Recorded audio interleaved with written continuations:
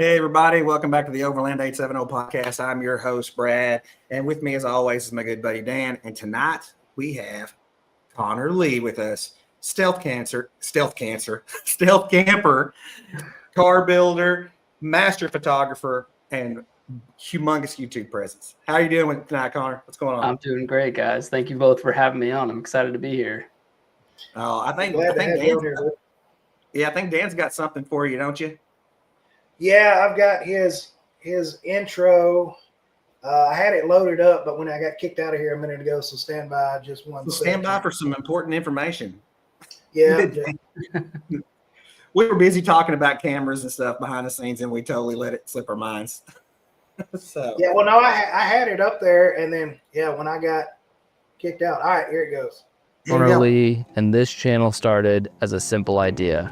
A truck, a camera, and a curiosity to see what's out there. I didn't have a plan or fancy gear, just a passion for adventure and the drive to share it. From long road trips to quiet nights in the camper, every video has been a part of this story. It's been about learning, failing, fixing, and trying again. About chasing the next spot, the next sunset, the next small win that keeps me going. Watching this channel grow has been surreal, not because of the numbers, but because of the people. Every comment, every message, every subscriber reminds me why I started. So if you've been here since the beginning, or you're just finding about my channel now, thank you.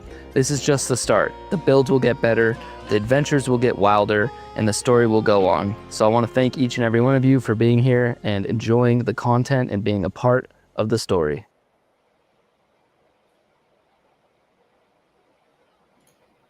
Awesome, Dan. Good job. Thank you. That was him. That wasn't me. Oh, wow. You built that. That's even better because I thought Dan got really super good like all of a sudden. No.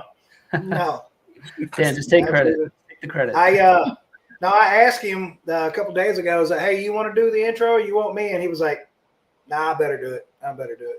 Well, that's good. It's better that you did it. Either one of you did it other than me because it would have been like hand art, like child. It'd been like stick figures and everything else. Yeah, as everybody knows, I'm horrible.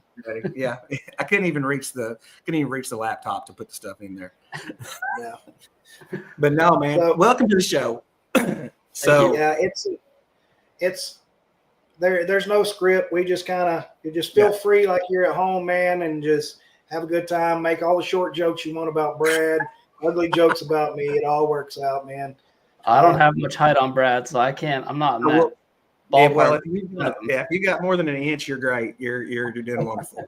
Yeah, but now we are a bag of cats, and as Darren always says all the time, the train is completely off the rails as soon as it starts. But that's what's fun about this whole situation. We don't lock you into anything that you're talking about, and we just go with the flow. And part of the stuff that we got going on, man, I've got to know about this Tacoma build that you got going on because I've watched the videos and I've watched you do that, and from the video I saw that's just super cool. And you've done all this yourself, correct?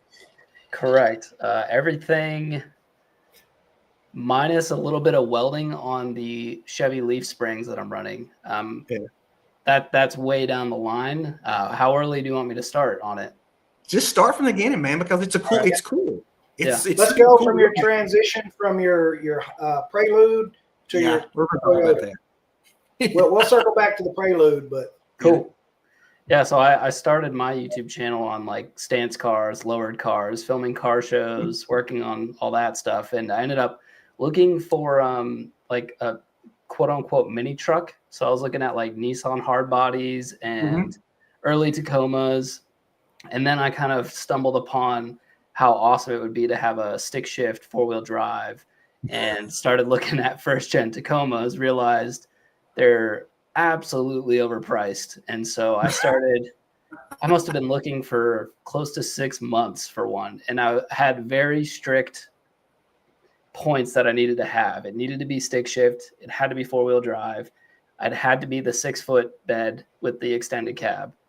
And I ended up finding a guy down in, Norfolk, Virginia. Yeah. And he was selling one.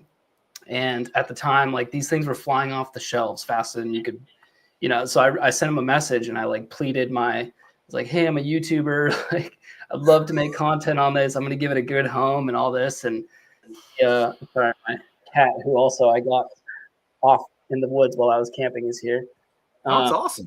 That's a Chris Carroll move right there. That's a Chris Carroll move. Now you have a shop camp. There you go. So I sent him a message and he was like, man, I love the story. I'll hold it for you. I was like, okay, I'll drive down. Drove from Massachusetts at the time all the way down to Norfolk, Virginia. Met the guy like close to midnight. Didn't ever see the truck during the daytime. Just bought it. Come to find out it was also white, which I really loved.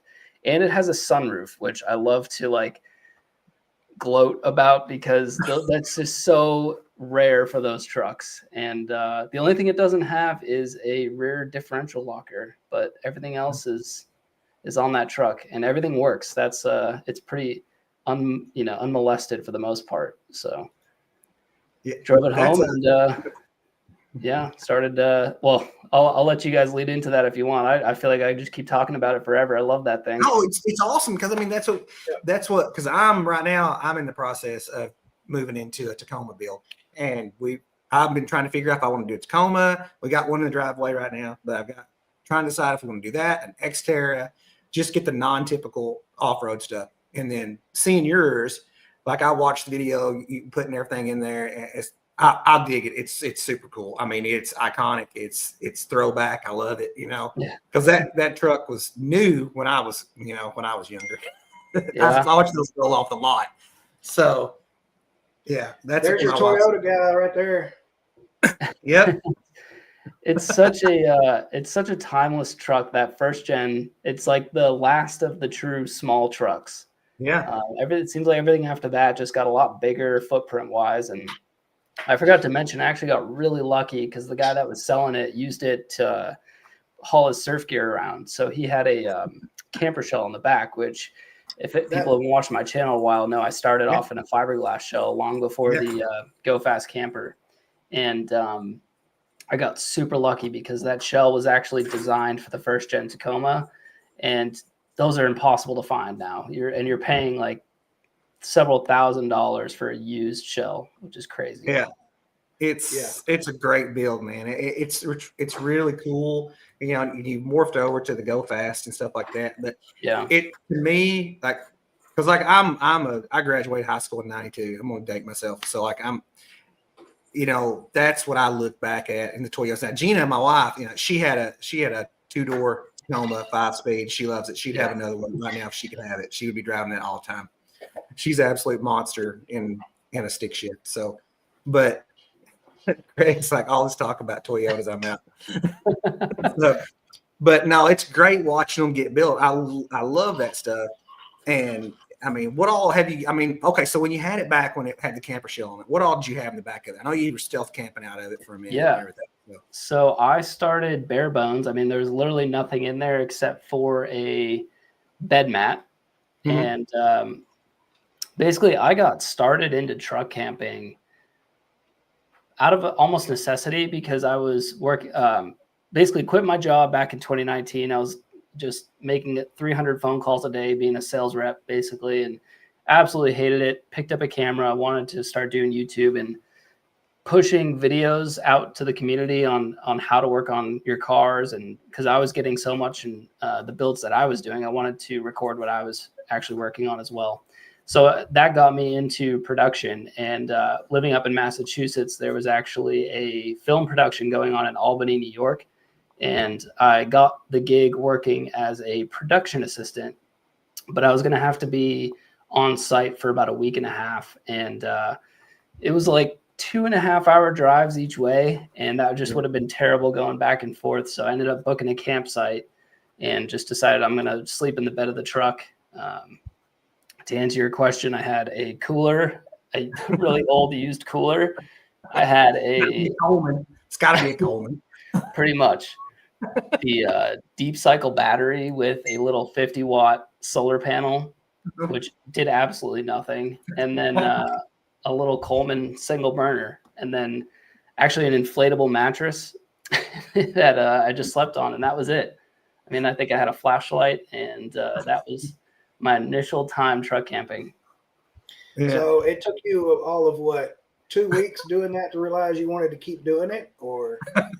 Well, then I started looking, like I'd spend the evenings on that trip like, okay, this is cool. I see the potential. I feel like I'm doing this very wrong. And so I started like looking on YouTube to see what other people were doing and instantly got so much inspiration from other people. And like, you can really make a little, and I always called it a little hotel on wheels in the back. Mhm. And, Right.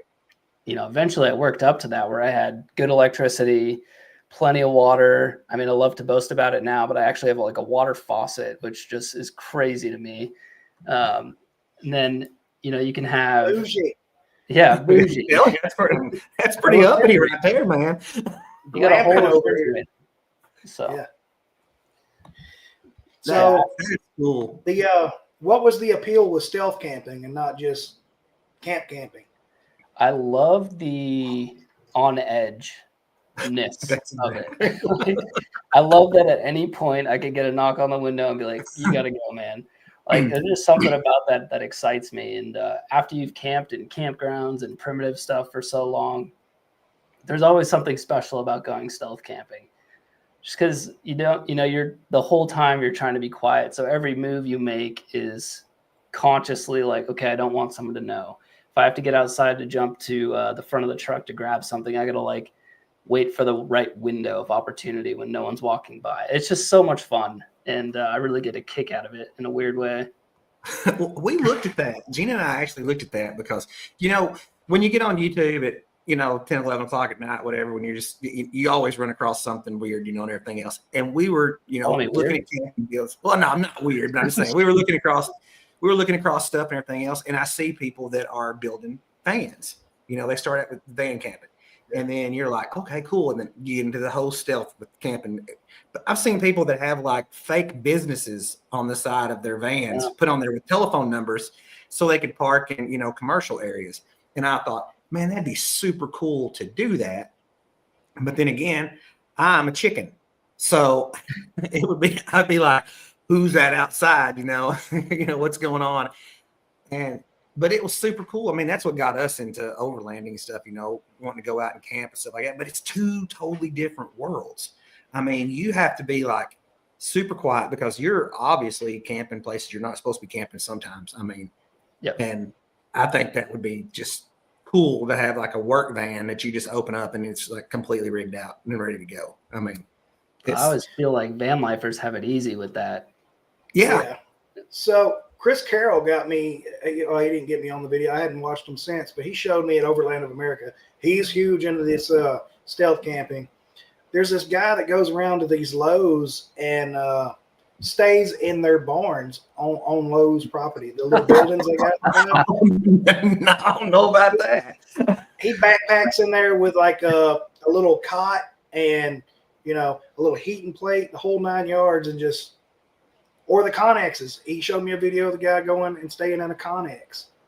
I'm like, dude, that's wild. We should do that. We should try that out. Give him ideas.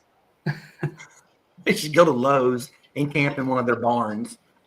Now, because when I was hot shotting and slept in my truck, I slept with my pistol like on my chest.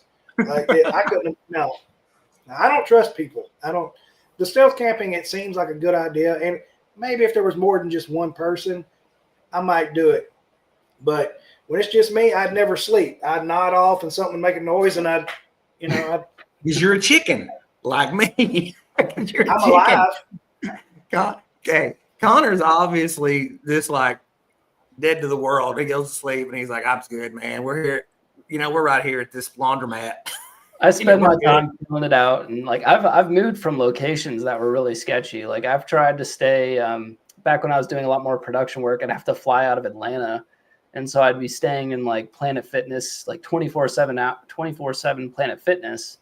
Oh yeah. And I've stayed at a couple, and I was like, yeah, I'm gonna go. Like cops have already rolled into this lot for no good reason to report to other stuff already, and like I don't need to be here. And I've moved along to other spots, and honestly, usually it's Cracker Barrel, which I'm sure we'll get into. But, we're gonna talk about the Cracker Barrel. Yeah, you gotta keep your head on a swivel, feel it out. Like I never pull up to a spot and go right to sleep. And I never eat and cook at the same spot. So if I know I'm gonna stay at, let's say, Planet Fitness, I'll just eat and cook at a Walmart or something, anywhere else. And then I'll go there, climb to the back of the truck, and then be on my way. So I don't know if y'all know this or if it's just this sense of adventure for you, but Love's actually has parking for people that want to stealth camp.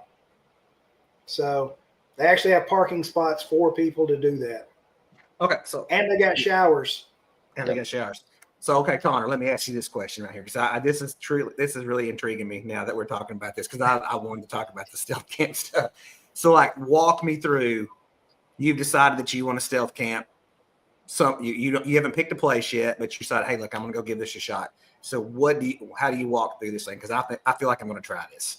Sure. I feel like I'm getting ready to try this. Well, usually it's out of some form of necessity. So, like, for example, like flying out of Atlanta, it's a far enough drive where I don't want to drive that far. So I'll find somewhere close by that will basically allow me to get to where I'm going quicker.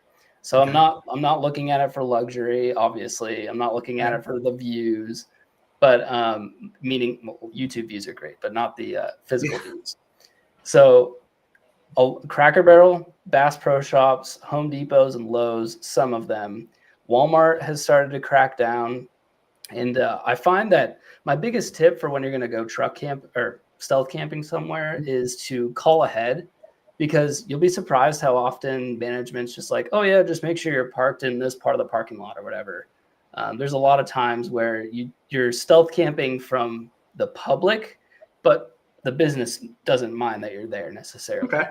So, but if there's times where I'm like, I'll pick a place that has like a 24/7 hour business in the plaza. So that way, police or whatever, there's a reason for me to still be parked there at like 3 or 4 in the morning, because I could be at that business. Mm-hmm. So I'll find a place that kind of lines up with all of those and checks those boxes, and then pull up. I'll usually scope it out, see like what the traffic is, going by and all that. And then, like I said, I'll go somewhere else to actually like do my cooking off the tailgate or whatever. And then I'll go back, so that way I'm not drawing attention and being parked in the same spot. I realize I'm terribly boring. So Yeah, he just got up and walked. No, conversation. my laptop is apparently not charging, and I don't want to go down while we're in here. So I'm trying to figure out what's going on. Stealth curtains. If your vehicle has windows, that's a big thing, because obviously you don't want to be just sitting in the dark, so that way people can't see in. So some sort of curtains are great. That way you can turn lights on and not be blatantly obvious. One of the things that I've heard from my viewers and people who've commented on my channel a ton, and it kind of like chilled me out to the whole stealth camping thing, was people would say like, yeah, I traveled and lived in my car for years and blah, blah, blah. And basically the premise of it all was no one really cares that you're sleeping in your car. Like no one's really bothered. You're more bothered by it than anybody else is. And of course you got to worry about, criminals, but honestly, they're not going to go after someone that's in their car. They're going to go after someone that's not in their car and has valuables. Well, that makes sense. Yeah. I kind of want to do it. I kind of want to do it. I just kind of want to check it out and go see what happens. It's just hard for me because I got to come up with something else. I'm going to have to go borrow somebody's car and go camp in it, because I can't just roll my Gladiator up in the parking lot, because I can't even go get ice cream without somebody coming up and talking to me and knocking on the window. So it's like, you could still camp in a 4-door S10, man. Look, okay, we're gonna touch back on car. I have stealth camped in a Honda Civic before. Okay, so back in the day, I'm stealth camped in a Honda Civic. So it's just. But that was normally because I had to stop driving because I was no longer allowed to drive anymore. But that's a whole nother story for another day. But sorry. Yeah. Go ahead. No, it's fine. Go ahead. I see someone's comment from Darren asking what's the most sketch knock on the window that you've had. Yeah. And to kind of even prove my point with stealth camping, the sketchiest time I ever had sleeping in the back of my truck was just in a primitive spot. It wasn't like at a business or anything. I woke up the next morning, started making coffee, noticed there was a car parked like a couple 100 yards away. We were on a dead end road, and guy ends up getting out of his, we're kind of in like a state forest area, and he comes over, I'm making coffee, and I'm like, okay, here we go. Like, where's my freedom dispenser when I need it? Make sure I know where that is. And he's talking and basically ends up telling me that he's up there in the state land. So that way he was basically on the run from police. And in order for police to come in there, they have to be called in there. And so to answer your question, Darren, I've never had an issue stealth camping. It's in the primitive areas. You don't know what you're going to find. Ask Brad about his sketchy night. Oh, that's weird because that's like we had a bad one years ago when I first started doing this. I've never had a bad encounter anywhere except for in a primitive spot. And there was like 12 of us and we were all camping, and a guy rolled up into our camp and he's like, "Hey, can I have a beer with you guys?" And I'm like, "Sure, man, come sit down, hang out." And he proceeded to tell us he was going to kill all of us in our sleep later when he came back. And yeah, it was a bad deal. And we were there. We had a couple friends of ours there. Well, there was 12 of us, guys and girls all together. And one of my friends had his daughter with us. And this guy just went blatantly like, "I'm going to come back and murder you guys tonight. You'll never hear me coming." And everybody always tells us, "Man, you guys should just kill that guy right there." I'm like, "There's 12 of us there. No matter what happened, somebody's going to jail because there's no way he was a threat to 12 of us at one time." So, right.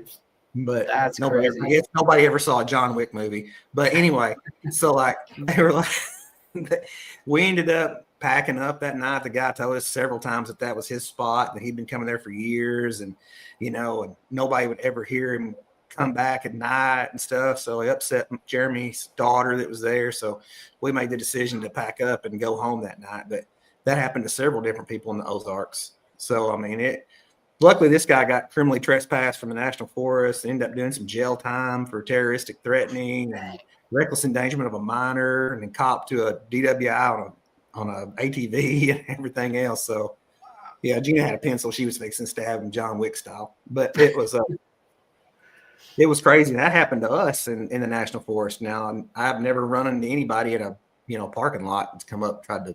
Well, I'll take that back. That has happened too. So. It's like it's a bad thing that there's so many eyes on you in a parking lot, but it's a good thing there's so many eyes on you. Yeah, that's true. Yeah. You know? Oh, we got a mountain lion there. Worse was a mountain lion at the campgrounds. Boy, I don't know what I would do if I had a mountain lion come up into my campground. So get that pencil ready. We did have a bear break into our Gladiator before we went to Colorado and ate all the food out of the back of my Gladiator. That was super awesome. That was a J3, wasn't it? That was a J3, yeah.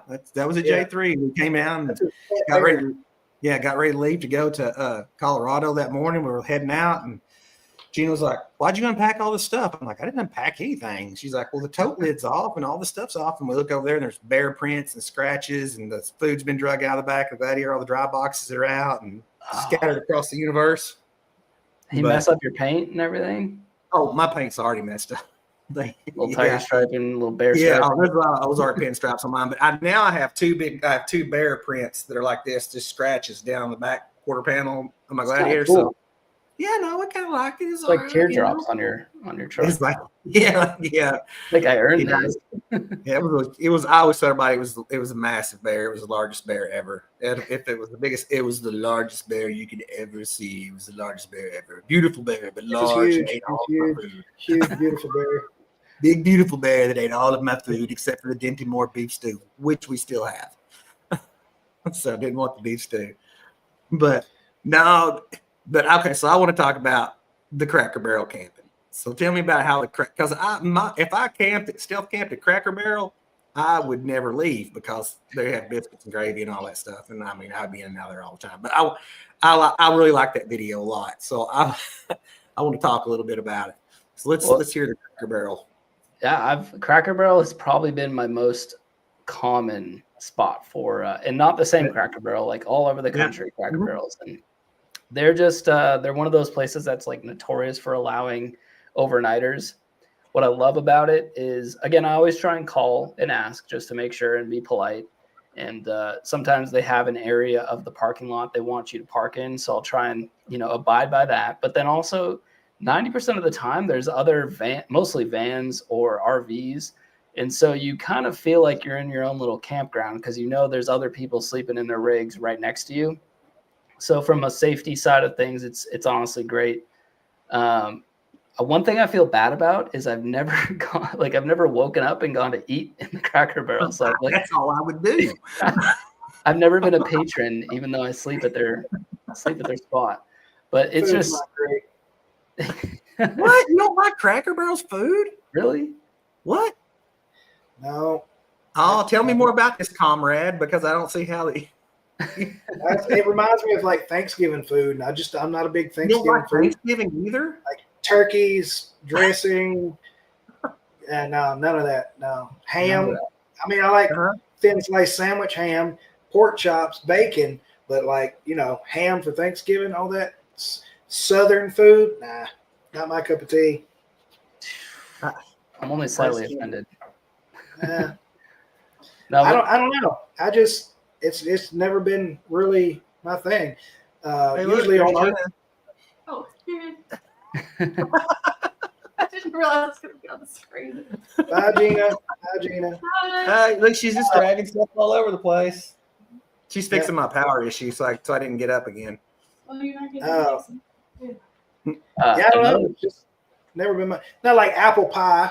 I'll mess up a good apple pie. I like good breakfast, but traditional soul food, I'm not big on mashed potatoes, which drives my wife nuts.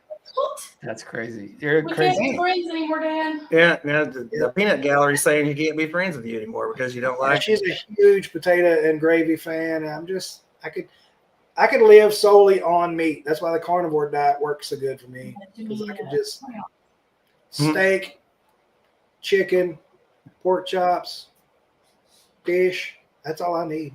Anyway, it's not about me. Let's go back to him. Get the camera off me. Back on here. So I Cracker Barreled it on the way to Overland of America, actually. That's actually probably the video you saw. Yeah.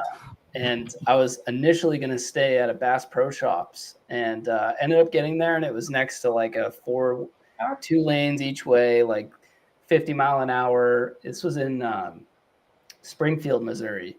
And I was like, I just don't feel good about popping the tent in the GFC, and like I have a bright orange tent, so like it's gonna big orange. Hey, how you doing? That big hunter orange, like people are gonna see that, and I just don't want to. I don't like to draw attention to myself in that way. And I was actually going to go to the Cracker Barrel in Springfield, and then realized if I drove an hour further, I could get to Joplin, Missouri, and basically found out through Google Maps that the Joplin, Missouri Cracker Barrel was a little bit more set off the highway, because you'll find Cracker Barrels are always right next to a highway, and that Cracker Barrel was like butted up against a hotel. So I'm like, okay, it's going to be a lot more quiet. So ended up just driving the extra hour, and honestly, I slept great. I was like, I'm going to be able to sleep well before I have to, be at this event at Overland of America all weekend. And I had a great night's sleep. I'd have been eating Cracker Barrel biscuits I would go in. I don't think Cracker Barrel opens till like 10 o'clock anyway. So I mean, they have breakfast. What do you mean, 10 o'clock in the morning? They're open at like 6. We eat breakfast there all the time. You would know that if you were an American. Wow. So I had this thought. I always thought it'd be really cool because they allow people to sleep there at night in their vehicles. I always thought it'd be so cool if you could pay a certain amount of money, $10 or whatever, and they would literally come wake up, call you with a cup of coffee or something. Yeah. Like that would just be the icing on the cake for vehicle camping. That would be nice, wouldn't it? I mean, if you're just like chilling out in their parking lot and they're like, hey, look, this guy's out here. Let's take him a cup of coffee. Let's take him wake up call. Pancake. Like, hey, we're 7 a.m. for you that was wondering. Cracker Barrel opens at 7 a.m. It's Golden Corral that don't open till 10. Yeah, Darren's like, have you ever stealth camped at a Buc-ee's? I have. Yep, I have. That's a great spot to stealth camp. Yep, because Buc-ee's is like a mall. I mean, you would never get noticed. There's 300 gas pumps at a Buc-ee's, and they don't you close. Can stealth camp at a gas pump, and nobody would notice. It's probably true. Honestly, that's a great challenge. You should do that. You should film a stealth camp at a gas pump. Just leave the pump in the traffic. Yeah, they just look out there and go, oh, yeah, he's getting gas. It's a big tank, man. He's been there. Big tank. He's got 2 tanks on that Tacoma. 14 hours. Yeah. You could be So- like, oh yeah, I'm getting gas. I'm just using that. What's that slot machine game they're always showing on TV where you get like you can like cash out and you play the slot like every 30 minutes, man. I get to put a gallon of gas in here, you know. That when you first opened that GFC, did you look at it and go, huh, maybe this was not the best choice? The orange. Yeah. It wasn't until honestly Bass Pro on the way to Overland of America that I was like, dang it, you know, not great. But honestly, I did it for the clout. Like I thought it was going to look great with the thumbnails. The orange was going to match the orange in the 90s Tacoma taillights. And it was just going to, I always thought it looked good. Plus, I guess in the scenario where I'm primitive camping out in the middle of the woods, it is basically hunter orange. And so people would see my rig and if they were out there shooting or not. Yeah. The orange is my favorite part. I was going to do the upgrade to the Pro, and they don't have any orange right now. So my colors are blue and orange, so that orange just is perfect.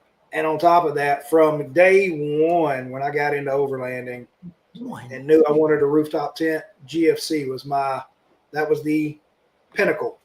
And so yeah.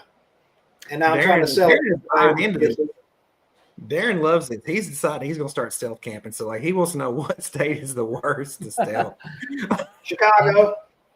I'm going to roll dice on Chicago too. Memphis.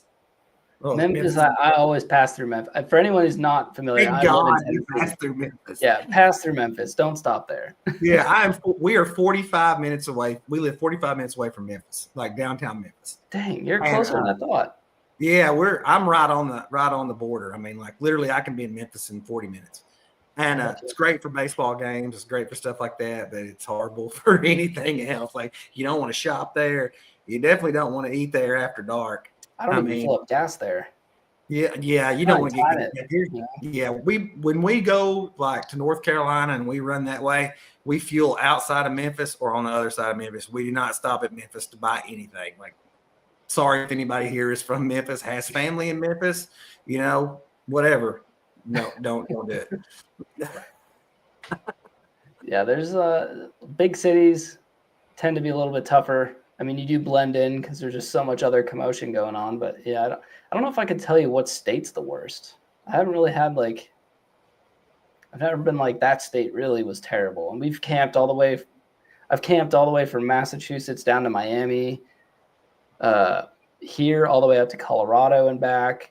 Girlfriend and I have done some truck camping in Washington State all the way through Idaho, Wyoming, Montana, Colorado, and can't pinpoint. I'm gonna roll the dice. It's gonna be Ohio.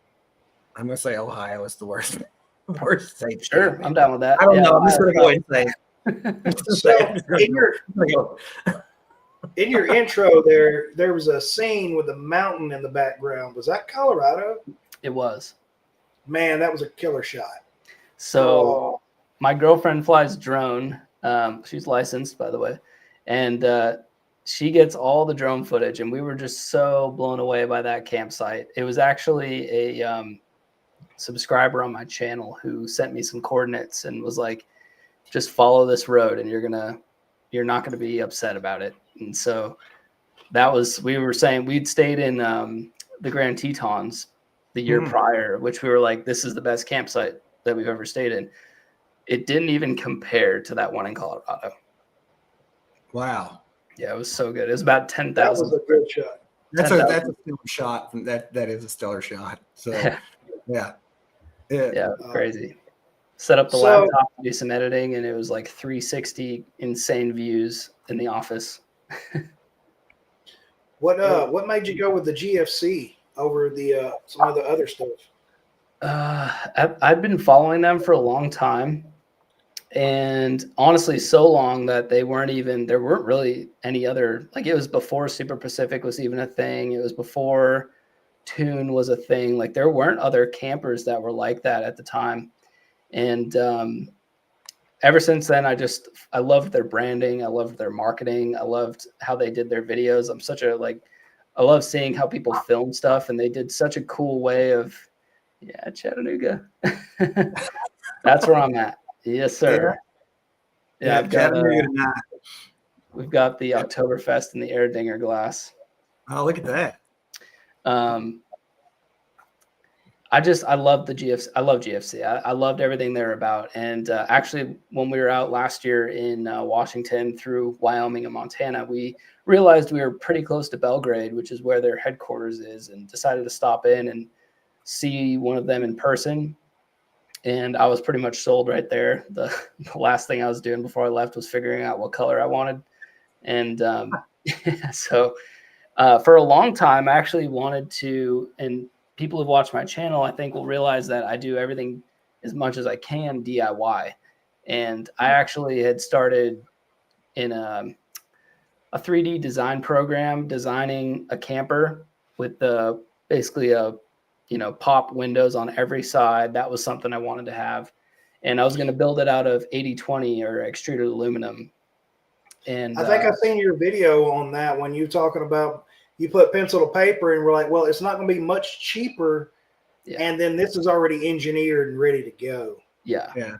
That's the thing is I'm not an engineer. I don't know the stress tolerances. When I take that thing off road, it's aluminum with aluminum hardware. So everything's going to come apart. And the biggest thing was I didn't like that with extruded aluminum, I had to make it a box. Like you couldn't really angle it, to taper to the truck. And so at that point I was like, you know what? GFC is the way to go. Let me see if they'll do some sort of deal with me if I create content with it. And so they gave me an industry discount when I was out there, and I was like, "Yep, that's it. I'll put in my order." And it was right after they had started promoting the V2 Pro. So I luckily got in that window of time where it wasn't the V2 and it was now the Pro. Yeah, I'm telling you what, I don't have one. Dan loves his, and it's talked GFC up one side, down the other. He absolutely loves them. Chris has got one. You've got one. A lot of people have them. And when we were in Colorado, we were there. I probably saw 200 of them. Everywhere I went, there was one out there. They were all over the place. And I was like, man, it just must be awesome, because I haven't had a chance to look at Dan's up close. And but obviously they're well made, super popular. People love them. I mean, it's just I don't know. I come from an iCamper, and iCamper was fantastic. Don't get me wrong. Well built, heavy duty.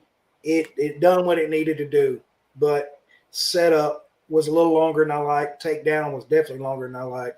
The GFC, 30 seconds, you're done. That's it. Yeah. You pull the pins, flip it, and push. That's it. You climb your 30 ass. seconds is like, that's a long time. That's you taking your time. Yeah. And takedown is under a minute. I mean, yeah, it takes me longer than that to set mine up. I mean, I bet you it takes me a minute. Still takes me a minute and a half to get my tent up and set up. When I first got my iCamper, it took me about 5 minutes to set that thing up. Perfect, complete start to finish. And takedown was about 10 minutes. And I hate to throw Corey and them under the bus, but we went camping with them, or I went camping with them a couple weeks ago. And, we got there. And we went to setting up stuff, and I flipped mine, popped it up, and then I sit there and watched them. And then the next morning we was taken down. I was like, sucked it in, closed it, latched it, and stood there.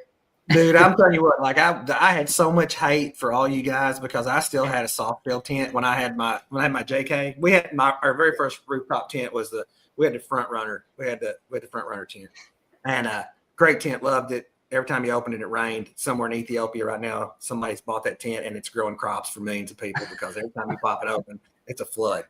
But it took me 30 minutes to put that tent up, to climb up on top of the JK, waller around, try to get the zipper on, everything else. And then I went to that, I've got that Tough Stuff, got me that Alpha. So I went to a Tough Stuff Alpha, the big one, the giant one. That was a great one, but it was like, it still took 5-6 minutes to put it up and get it tucked away good and nice. And then switched over to the Top Oak, got the Top Oak. Now going to an Inspired.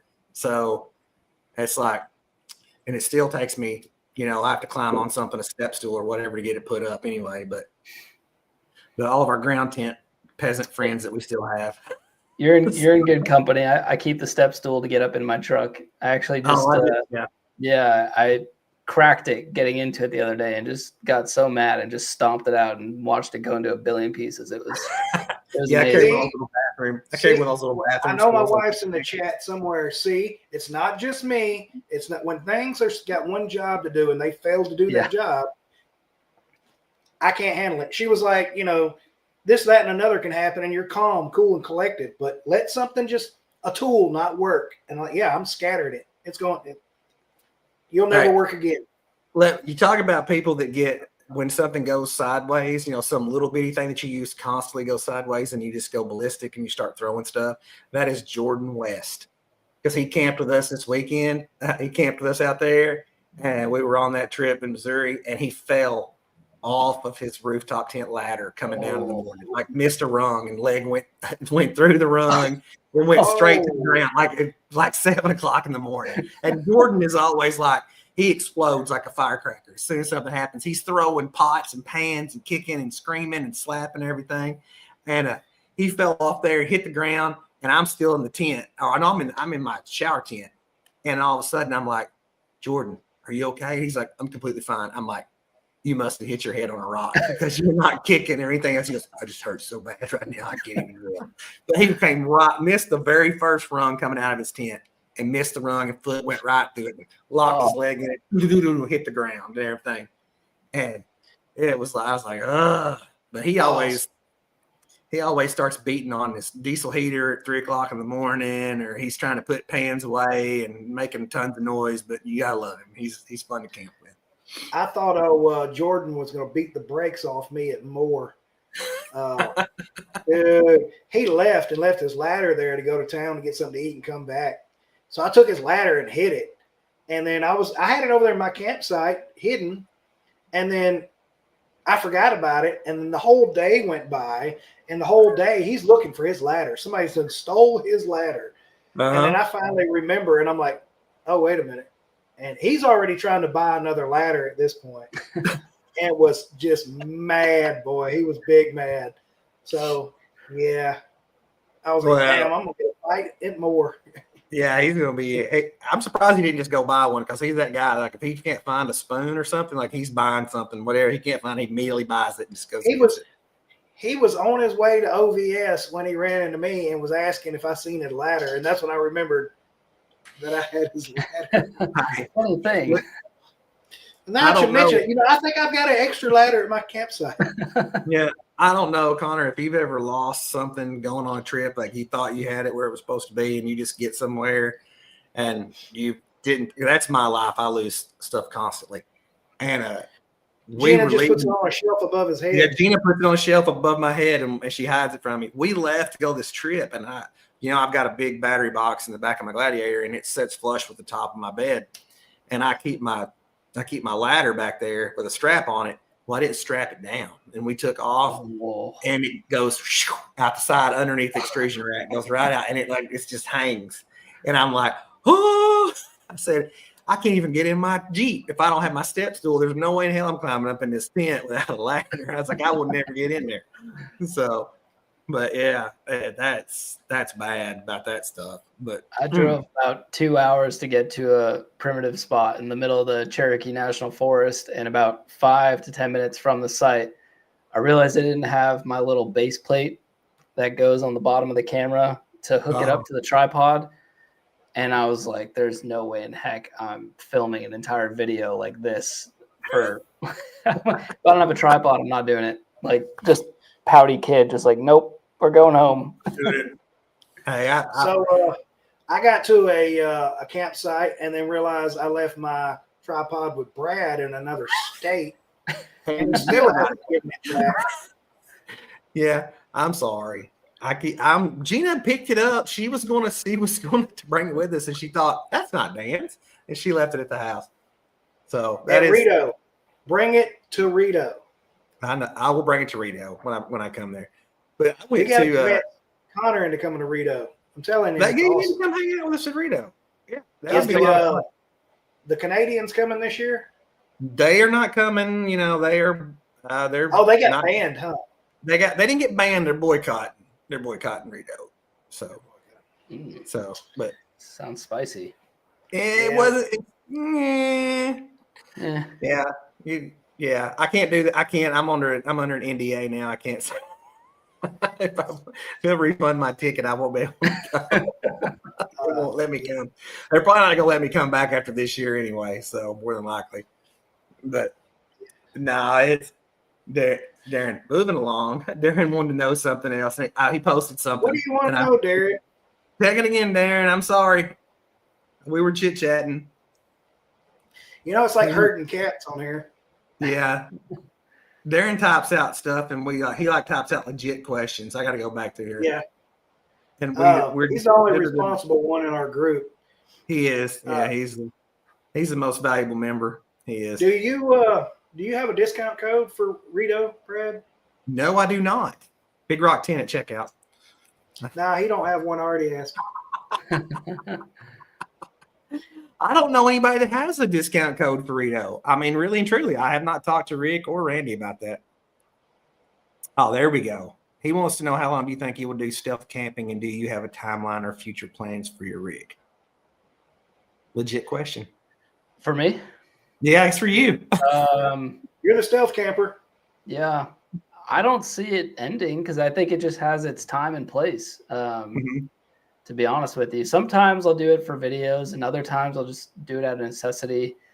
Future plans for the rig, actually, it's kind of a If long. you had a blank check, endless money, what would you do with it? To that rig. Endless money. I would just so where I was going to go with that is my biggest gripe with the GFC and stealth camping is there's no slider window on the cab side of the camper, and every other camper makes those. And so on my way out to Overland of America, I was like, well, I can't sleep at Bass Pro Shops because I don't want to pop the tent. I can't sleep down below because it's 95 degrees outside and I don't have a window I can open. And so I have, and still do have, plans to build my own like slider window and replace that glass that's in the GFC currently. Funny enough, GFC just released about a week after I got back from Overland of America. They are now doing a slider window, and it just felt like the biggest slap. Yeah, I know. I'm trying to pull some strings and whatnot, but I guess to answer your question, if I had all the money in the world, I would buy a new GFC, the V2 Pro Max, that has the Molly panel, the slider window, and all that. I think they're actually doing a port for diesel heater inlet as well, which is really cool because I just don't want to like drill into my OEM panel. It just freaks me out. So I'll just go for it, man. I know. drill through everything that we have. I drill randomly, cut all kind of crap all the time. Yeah. So you wouldn't endless swap it, put tons on it, 37s? Oh, heck. Okay. All right. Endless money. Here we go. All right. So I'm putting, I'm solid axle swapping the front. Which will then involve 35s or 37s. I'm then going to motor swap it for a Hilux motor and put a turbo diesel motor into it. 4BT, man. Get a 4BT. Yeah. Dual lockers. Gosh, that would just fill my bucket. Yeah. And then a fresh paint job. A new Alpine head unit. A brand new Alpine head. Refurbished. Yeah. What is it? A 3110 was the old school Alpine CD head unit that everybody had in their rigs back way back. You guys probably don't even remember that. The one you could take the whole damn unit out. Hey, I had a dent in it. Yeah, you could take it. They didn't have the removable face plates back then. You had to take the whole Carried thing it like out. Yep. Had your bag phone in one hand and your head unit in the other. Yeah, my bag phone. I still got a bag phone, man. I still have an all-tail bag phone. Like that's my should frame my it. parents did too until my dad passed away, and my mom got rid of a bunch of shit. She had 2 bag phones, and they were both all-tail bag phones. Yeah. Mm-hmm. I'm pretty sure I got an outstanding balance with them somewhere. I'm probably the reason they're bankrupt. You didn't pay that $34 fee you had in 1994. It's like Blockbuster returns you never made before they went out of business. Blockbuster returns, man. You still have Austin Powers on VHS. Make like sure what you they would. rewind it. Yeah, 25 cents to rewind it. Please be kind, rewind. Oh man. So let's nerd out on cameras for a minute. Oh no, here we go. I got camera mine. equipment. I got my camera right here, guys. Yeah, that's as high as Brad gets right there, everybody. That's why I do all the videoing and This editing. is a Minolta. See, boys. everything, all you've seen, all Connor's videos are shot on that right there. So it's not the camera, it's the camera guy. It's a cassette. Yeah, it's. And as our good friend Don says, the cameraman never dies. If Don's in here, that's his slogan. Yeah. Yeah, let's Look. nerd out on cameras. What do you want to? Yeah, because I got to learn this stuff sooner or later because What was when you first started filming and knew it was something you was going to do professionally? What was your first go-to camera and lens combo, or however? My first camera was a Canon G7X Mark II, and just a point and shoot camera. But the thing I liked about it was it had the screen that would go this way, so I could film myself. Now I forced it to do client work. It wasn't good at doing client work, but sometimes the client didn't care and just wanted something on video. And then I picked up, that was probably for 2 years. And then I picked up this camera, which is the Sony A6100.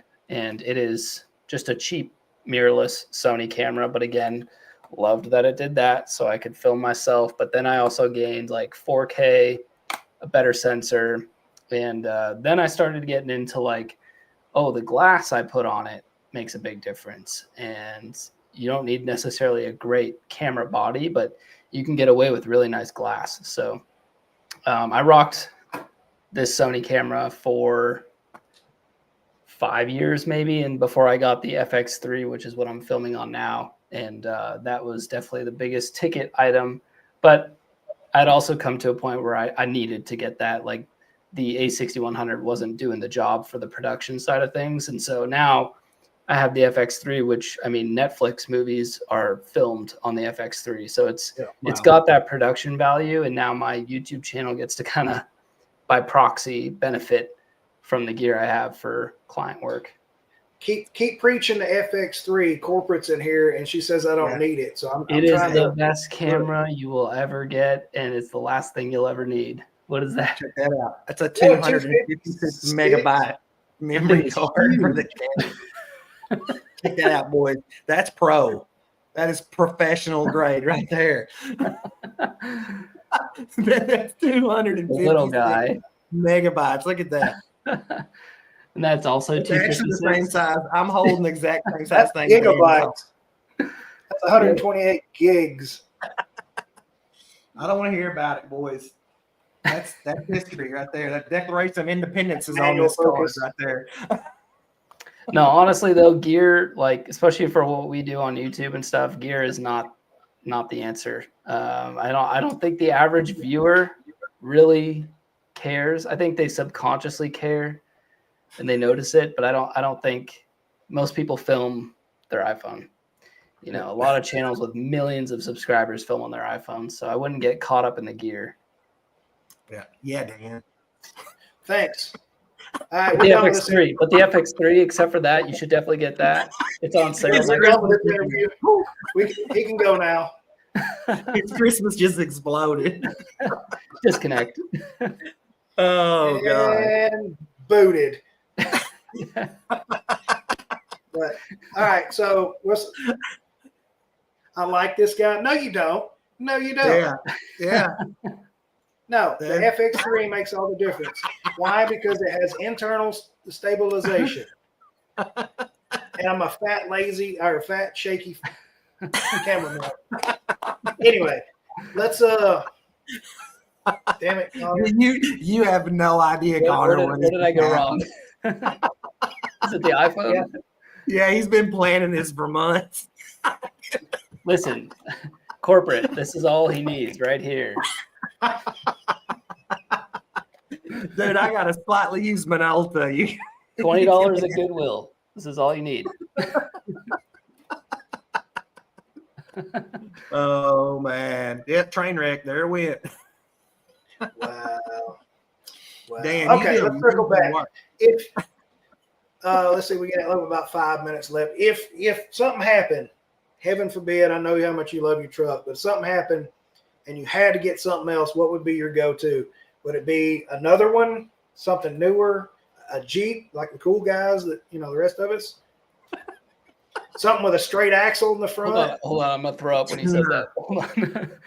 No. You got me out of the camera, so no, we're free putting that game. voodoo on you. Is money an obstacle? No. You got that blank check, remember? Okay, then yeah, I'm definitely gonna. I would just import a right-hand drive Hilux.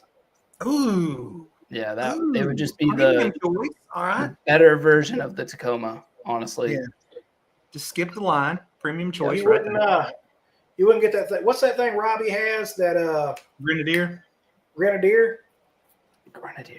I don't know. They had Robbie's got the Grenadier, and then they have the Grenadier truck now. Maybe that is the truck with the Grenadier. That's the make or the model. The I couldn't tell you. I don't know. It's out of my price range. So like, Yeah, if it's not, they don't sell it at Walmart. I can't get it. So y'all keep talking. I'll pull it up here. I see Darren said Earth Roamer. I just love a small footprint. I love a small footprint on the trail. Those are really cool though. Yeah, Zombie Apocalypse. Yeah. Okay. Yeah, Zombie Apocalypse. Yeah, I'm going with something. But I'm getting something with tracks. Hear me out. Yeah, let's hear it. Hear me out, right? Okay. How many Any else? times Grenadier. you could mount a 50 cal on the top of that Hilux, tried and true, baby, and like Zombie Apocalypse, you're good. Yeah. It's been done. You got a picture of it for us? Yeah, I'm working on it. Okay. I got a truck and it's an SUV. Grenadier. Share screen. Oh, snap. Maybe it's this one. Yeah, there it is. Share. Y'all see that? Yeah. Oh, that's cool. Wait a minute. Yeah, that's the Grenadier truck. I don't know if y'all can see my mouse, but there's the Grenadier truck and the Grenadier itself. That does ring a bell, I love a good old Defender. His was all rigged out, but yeah, I was just curious because what's a Hilux look like? It's a boxier Tacoma for the most part. They don't look all that different. We have a Hilux. What year? 90? Man, okay. Yeah. I love old stuff, so like probably 90s. Yeah. That's nice. That's cool. You don't buy it for the looks necessarily. I love the way they look, but just the reliability. I would like to have a K5 Blazer. If I had money just to dump in something, I would trick out a K5 Blazer. So my dad, who I've taken wheeling with me a couple times, that's what he grew up on. He had 2 K5 Blazers back in the 80s. And it's small enough, being 2-door, that it would do decent on the trails. It's about the same size these are Gladiators. And then, you've got the old school, coolness of it. And the back is just huge. You could put a king-size mattress back there. So, you know what I'd love to build out? I think it would be super fun, and I know we're running out of time, but a little K truck. I've seen some really cool, like little Japanese, like Honda Acti K truck camper builds. Yeah. I'd love to do that on the channel. They make vans too. Yeah. Yeah. A Chevy Love, a four-wheel drive Chevy Love would be kind of cool. That'd be cool. That's a little bitty truck right there. Brad, what are you buying if we have time? Man, I don't know. Really, truly, I don't Something know you reach the pedals on. That truck. That sucks for you. Barbie Jeep. So I don't know, man. It'd just be hard for me to pick what I want to get. It just, if I just had endless amount of money to do whatever I wanted to do with it, I don't know. It's like I don't know. It's just because I'd probably buy it and like I hate it and buy something else. So I don't know. So I'd probably buy multiple things. All right. So fair enough. So I don't know. How original, Brad. How original. I don't know, man. I don't know. Old square body Suburban would be kind of cool for stealth camping. For stealth camping? Yeah. I'd buy a Mercedes Sprinter van and just build it out super cool. That's not stealth. That's an apartment. No, I just put on the outside, but I put like Brad's plumbing on the side of it. On the inside of it, just be like super gamer, single bed. Oh, no, I gotta have double bed. Brad, because we lay the pipe. Brad's plumbing, because we lay the pipe. We lay the pipe we can reach. Yeah. Oh my gosh. Yeah, I knew it was coming. I knew there was coming in there. So, Oh, sorry. it was gonna happen. Just one. Yeah, I knew it was gonna man. happen. All right, well, we hit our hour mark, Brad. If you'll take us out of here, buddy. All right, Connor, thank you for coming and hanging out with us, man, and talking about all the stuff you do. Well, man, if you're not already subscribed to this channel, which you'd be one of 3 people in the United States that aren't, go ahead and go over there and subscribe to his channel, follow it, man. Thank you for coming and hanging out with me and Dan. I know we're kind of off the rails most of the time, but we really appreciate it when we have super cool guests like you showing up here and chatting with us. And I had an absolute blast. Love just the free run of it. It was so much fun. Thanks for ruining Dan's opportunity to get a really nice camera. Appreciate that. That means a lot to me right here. I hope you stub your pinky toe. We appreciate everybody that's out in the chat. Hey, don't forget, guys, Whiskey and Waypoints is coming up November 7, 8, 9 at J3 at the Gap. We've got the codes up for you guys. If you haven't bought your tickets yet, jump over there and grab one, snag it with Cash App, PayPal. If you want to do it a different way, just give me a call or message me directly on Facebook. Want to see you guys come out. We got some awesome giveaways. Join us at the beautiful J3 at the Gap in November. So, guys, come out, hang out. Rusty's. We got to do some Rusty sponsoring, Dan. No, just shameless plug. Shameless plug for Rusty's. Hey, it's okay. Shameless plug for New Mix too. Also a proud supporter of Whiskey and Waypoints, along with Instaprivy, Rough Country, and Midwest Adventure Outfitters. All right, guys. As always, we'll see you on the trails and have a good night. Hey, stay tuned after the thing there, Connor.